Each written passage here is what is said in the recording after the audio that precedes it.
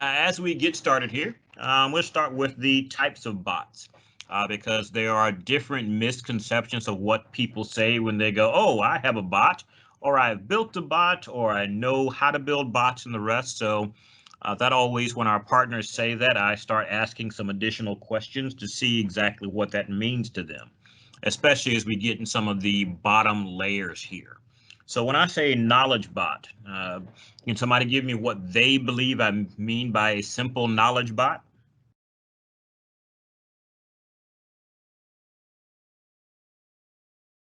Silence, silence, beautiful. Something more on the lines of knowledge that have like a lot of knowledge in it, and you can go back to them and retrieve answers based on that knowledge. I Sure. don't know. So we simply think of those as Q&A bots at the simplest level, where someone has entered a bunch of question and answer pairs into a database in some sorts, which is generally key value pairs, but can be a little more complex. And we'll talk about how we ramp that level of complexity up. But yes, that's certainly it, so that we can very quickly get the business value of not having to repeat ourselves over and over again. For our context, how do we get to OCP CRM? What holidays do we have off? What's the next piece of information we need to provide for our next monthly business review? Right? Those are questions we have stock answers for that we can put into an FAQ or a Q&A database and get that answer back for the users for that business value standpoint. However, when partners say, of course we can do that, then I start asking additional questions like, okay, how are you securing that information? If a competitor to your customer were to get access to this bot, how detrimental would that be to them if they got access to that? If they also got access or went through, and what are the information that people are asking that you're not able to understand? How does machine learning fit in with this? So when we say a bot, right, there are different levels of skill set that we talk about with our partners and even internally on how we go about implementing these. So that's a knowledge bot. So think of that as just the Q&A. The next level up is really around enhancement. You already have an application that's out there that's working, but you want to add some conversational AI to it. You may want to add the ability to say, hey, we have a help system that we want to get information in for the users. So let's go ahead and put that in with it.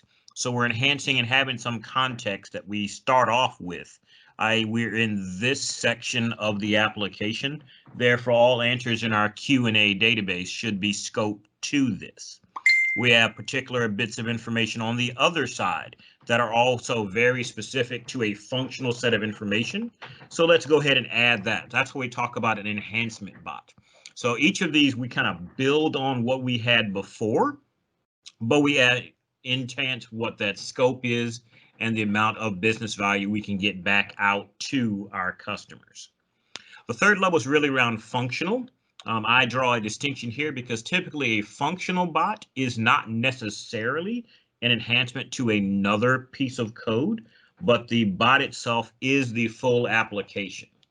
You can get all of the information out of different silos. You can go ahead and connect to other independent systems and get that information back out to the customer or the business users that's using that.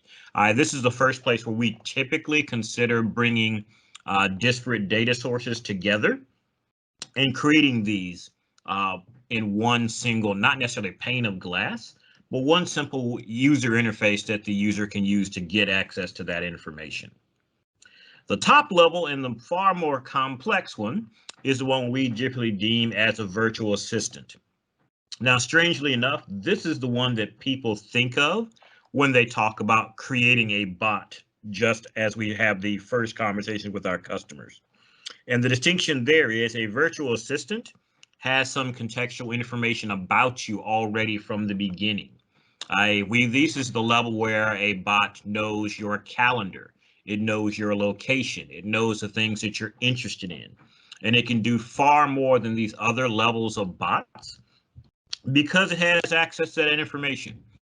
The typical question that I give is If we ask a bot a question like, what's the weather, right? A functional or enhancement or knowledge bot, because it has no real concept of your location. It doesn't know if you're typically talking about the temperature or whether it's participation, i.e. raining, snowing, whatever, right? It may have to ask you additional questions about what information you're really trying to glean.